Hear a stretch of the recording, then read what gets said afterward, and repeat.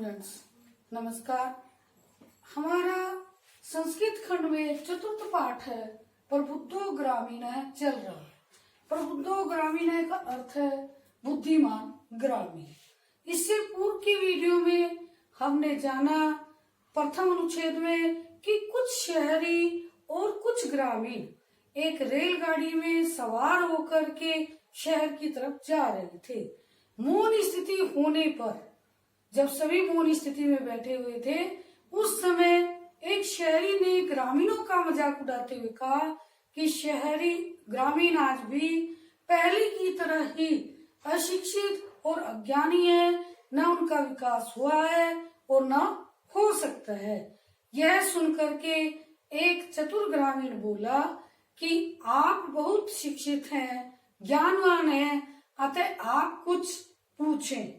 इस पर दोनों के मध्य, शहरी और ग्रामीण के मध्य, एक शर्त के अनुसार पहेली पूछने की शर्त रखी जाती है। शर्त के अनुसार यदि शहरी पहेली का उत्तर देने में असमर्थ हुआ तो वह 10 रुपए देगा, और यदि ग्रामीण पहेली का उत्तर देने में असमर्थ हुआ तो वह केवल 5 रुपए देगा। यह शर्त स्वीकार हो जाती है और शहरी के कहने पर पहले ग्रामीण पहेली पूछता है।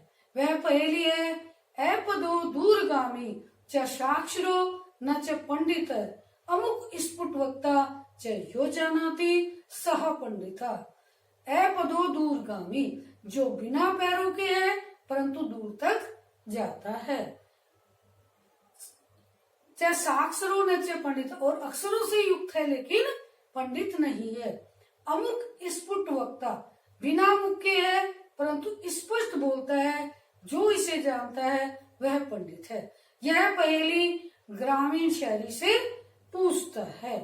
और आगे के अनुच्छेद में हम आज इसके उत्तर के विषय में जानेंगे कि शहरी इसका क्या उत्तर देता है, इसके आगे क्या होता है। आइए पहले एक बार इसके कठिन शब्दार्थों पर भी दृष्टि डालते हैं। धूमयानम माने रेलगाड़ी, आरूह्य माने सवार होकर, जल्पनम माने कथन, आज्ञा माने मूर्ख, आकर्ण्य माने सुनकर, उन्नयन माने उठाकर, समय माने शर्त। समय माने टाइम होता है, काल भी होता है, लेकिन उस पर विसर्ग नहीं होते, ध्यान देने की बात है। विधातव्य माने निश्चित, अल्पज्ञा माने कम जानने वाला, बहुअज्ञा माने बहुत जानने वाला, विज्ञान जानकर समझकर।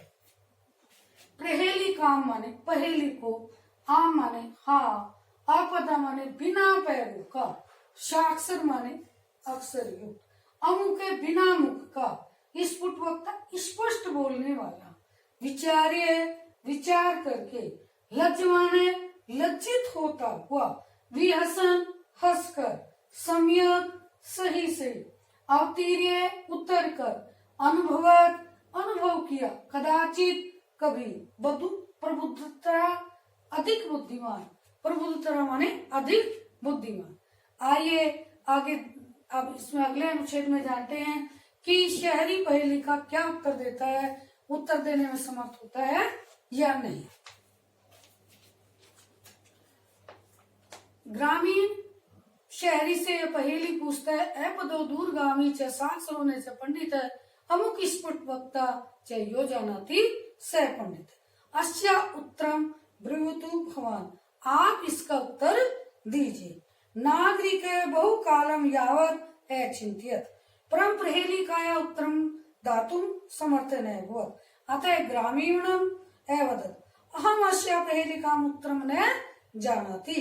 इदं श्रुत्वा ग्रामीणः अकथयत्, यदि भवान उत्तरम न जानाति तर्हि ददातु 10 रूप्याणि। अतः मलान्मुखेन नागरिकेन समय अनुसारम 10 रूप्याणि दत्तानि। इस अनुच्छेद में बताया गया है कि शहरी पहेली का उत्तर देने में असमर्थ हो जाता है और शर्त के अनुसार वह ग्रामीण को 10 रुपए देता है।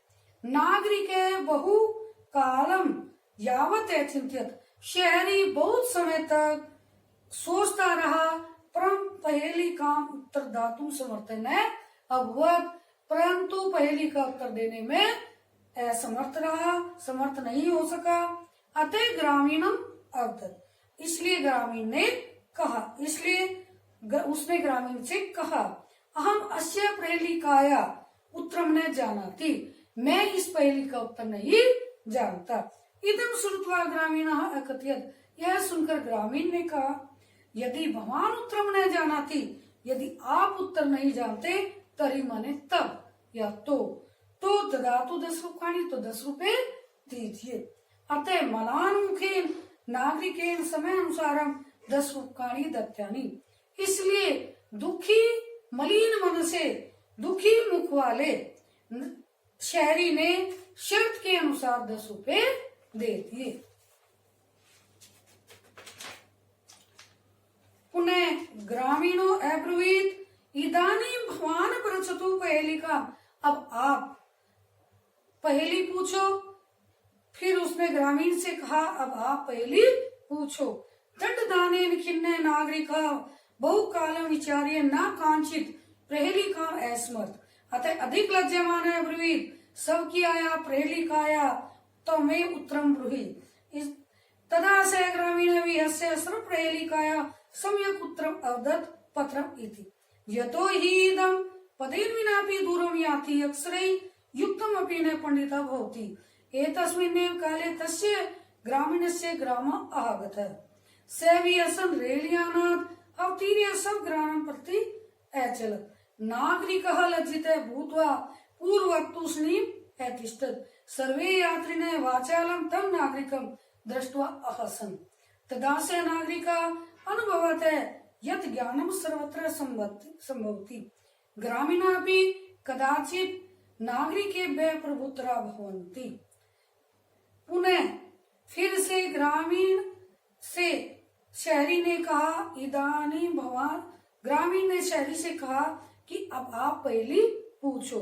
दंड के दान से दुखी शहरी बहुत समय तक सोचता रहा, किंतु उसे कोई पहेली याद नहीं आई, इसलिए अधिक लज्जामान अब्रुवत, इसलिए अधिक लज्जित होते हुए बोला, सब की आया पहेली काया तब मैं उत्तरम ब्रूहि, अपनी पहेली का उत्तर दीजिए। तदा से ग्रामीण विहस्य, तब उस ग्रामीण ने हंसकर अपनी पहेली का सही उत्तर पत्र बताया, चिट्ठी।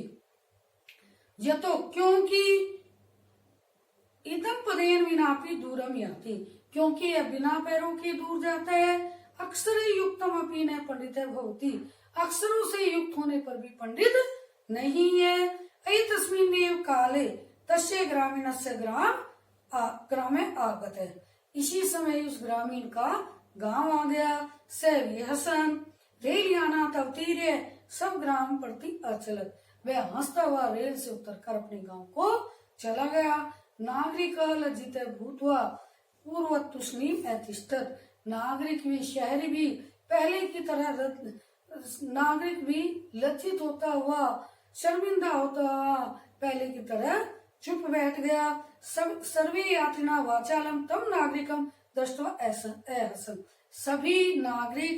सभी यात्री उस वाचाल अधिक बोलने वाले शहरी को देखकर हंसने लगे। तदा से नागरिक अनुभव, तब उस नागरिक को, शहरी को अनुभव हुआ, यत माने कि ज्ञानम सर्वत्र संभवति, ज्ञान सभी जगह होता है। ग्रामीणापि कदाचित नागरिकेभ्यः प्रभुतरा भवन्ति, ग्रामीण भी कभी शहरियों से अधिक बुद्धिमान होते हैं। अतः इस पाठ को पढ़ करके हमने जाना कि ज्ञान सभी जगह होता है, ये नहीं कि कोई शहरी अधिक बुद्धिमान हो सकता है, उसमें ग्रामीण भी हो सकता है। अतः इसी पाठ से हमें किसी की बिना जाने समझे अपने आप पर अधिक घमंड नहीं करना चाहिए। धन्यवाद। अगले वीडियो में हम अगले पाठ के विषय में पढ़ेंगे। पाठ 5 होने के बाद, संस्कृत खंड के पाठ 5 करने के बाद हम मंडे से, आपका सोमवार से काव्य खंड प्रारंभ करेंगे। धन्यवाद।